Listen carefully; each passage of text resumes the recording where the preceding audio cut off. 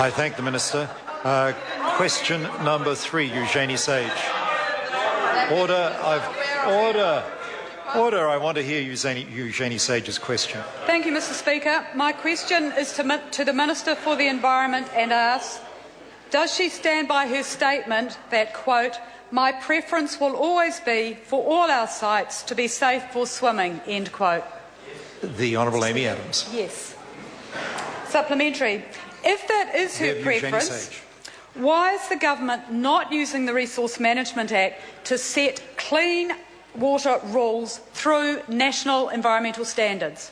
The Honourable Amy Adams. Mr. Speaker, well, I would remind that member that in fact we are undertaking a considerable amount of resource management reform, amongst which is the National Policy Statement for Freshwater, which we've set up. We have the Land and Water Forum, which we established to give for the first time serious consideration to these issues, and we've indicated that the response to some of those recommendations will indeed form part of our Resource Management Act reform. But I would also point out to the member that at least our government is getting on and dealing with these issues, something that the Labor government propped up by her party failed to do for 9 years. Eugenie Sage. Given that her government's weak national policy statement on freshwater management gives councils until December 2030 to put in place water quality limits, does she accept that water quality in New Zealand rivers will get worse, not better, while the government sits on its hands? The Honourable Amy Adams.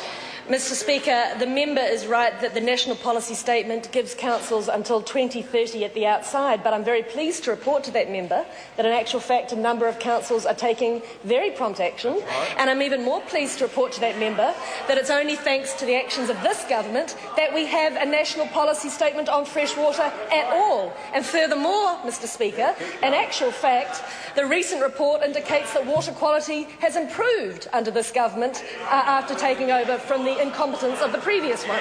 Eugenie Sage. Why won't she help those councils clean up our rivers by introducing national environmental standards so that there are consistent limits rather than leaving it to each council to do it in an ad hoc way, setting their own limits for their own waterways? The Honourable Amy Adams. Well, Mr. Speaker, I'm sure that the councils are delighted that the government is putting nearly $500 million over 20 years into assisting them with exactly that. And it might interest that member to know that in the time this government has been in office, we've spent $101 million on freshwater clean-up, which compares to a mere $17 million spent by the previous government in their last 4 years in office. Point of order, Dr. Russell Norman. Order. A point of order has been called. Mr. Speaker, it was a question about national environmental standards, which is a specific instrument under the Resource Management Act, and the Minister failed to address that at all. To assist the member, I invite Eugenie Sage to repeat a question because she asked why, if I recollect correctly, why certain things weren't being done, and I don't think the Minister actually addressed that at all. Thank you, Mr. Speaker. Why won't the Minister help councils to clean up our rivers by introducing national environmental standards with some consistent limits rather than leaving it to each council to set its own water quality limits in an ad hoc way? The Honourable Amy Adams. Well, Mr. Speaker, I remind the member that she asked how we are helping councils, and I gave her one very explicit example of how we're helping councils, which is funding them by $101 million over the last 4 years compared to $17 million. But if the member wishes me to go on about the extensive actions of this government on freshwater clean-up, I certainly can do so, and that member might be interested to know... Order. Minister must resume her seat.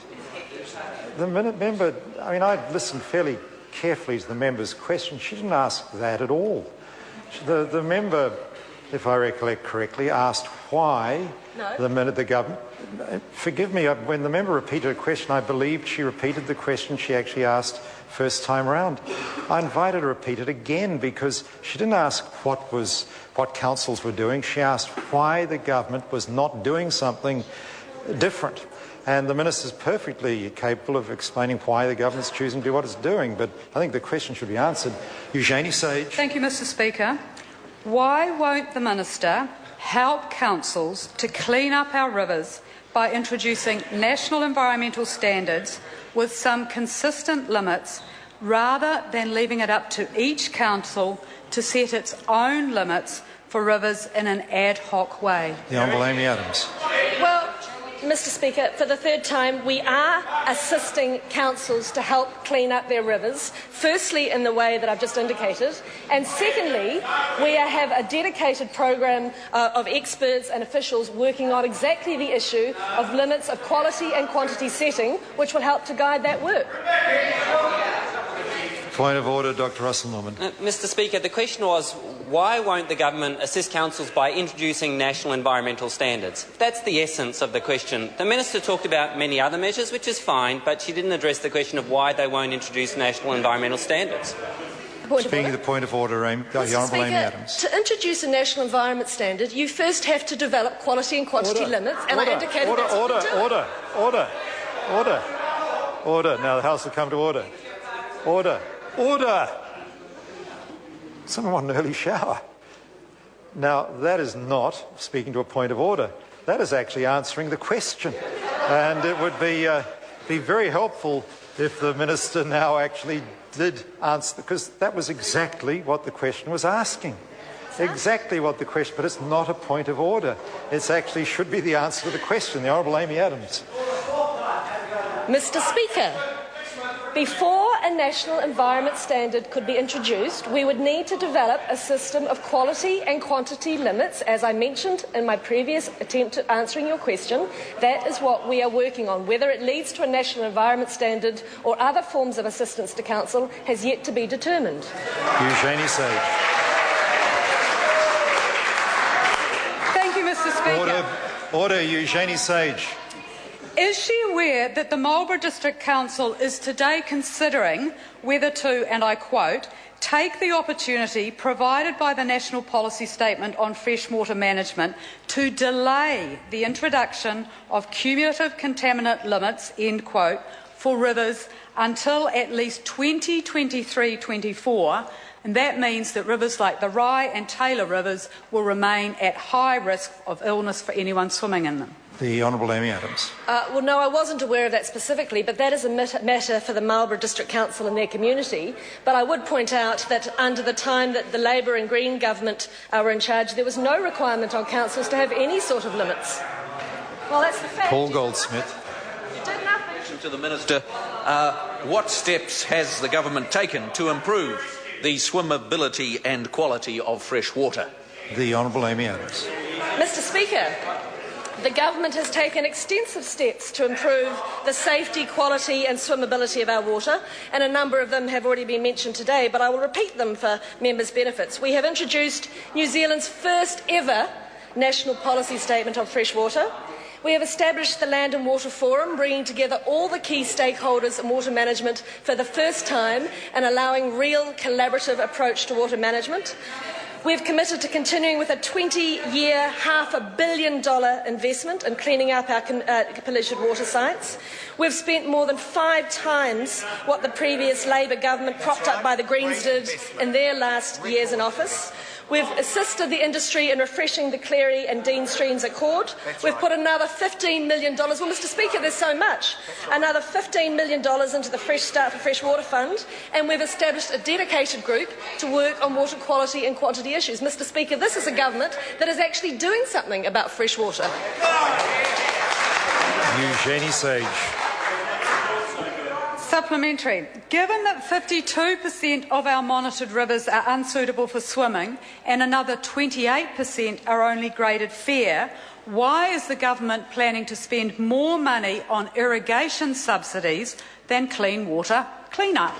The Honourable Amy Adams. Well, Mr Speaker, that's the usual sort of confusion of information. The report the member refers to, first of all, only reports on the monitored sites, and the report makes it very clear it is not a useful indicator for the state of freshwater bodies in New Zealand. It makes it clear they only monitor the sites they have concerns about.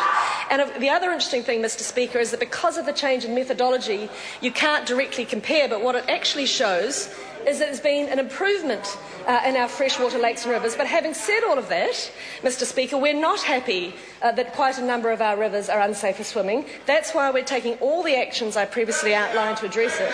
But the other thing, Mr Speaker, is it is not right or fair to land this fully at the feet of the farmers. Livestock is one of the issues, as is human waste, as is wildlife, and as is waterfowl. All of them must be addressed.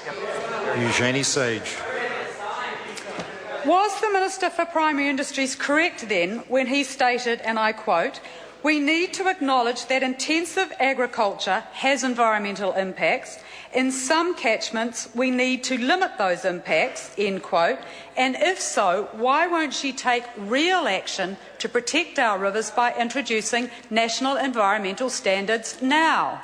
The Honourable Amy Adams. Well, yes, I do agree with the Minister for Primary Industries that intensive agriculture has an impact, or is capable of having an impact, and we have to address it. And we are, in fact, addressing it. The issue around national environmental standards I answered previously. We have a dedicated group working on how we might go about assisting councils with quality and quantity limits, and where that gets to, we'll know in time. Eugenie Sage. What does she say to the children and families who want to go swimming at Coes Ford or the Upper Selwyn Huts on the Selwyn-Waikirikiri River in her electorate, but who can't do that because those once popular swimming spots are graded poor and very poor respectively, and are unsuitable for swimming, with no prospect of that improving any time soon? The Honourable Amy Adams. Mr Speaker, what I would say to those people is that the quality issues we have with some of our water bodies have taken an awful long time to come to be. They will take even longer to fix, and at least now we have a government in place that's doing something about it. Question number 4, Charles Chauvel. Thank you, Mr Speaker. Mr Speaker, my question is to the Attorney-General and asks who, other than himself and the Prime Minister, was present at the discussion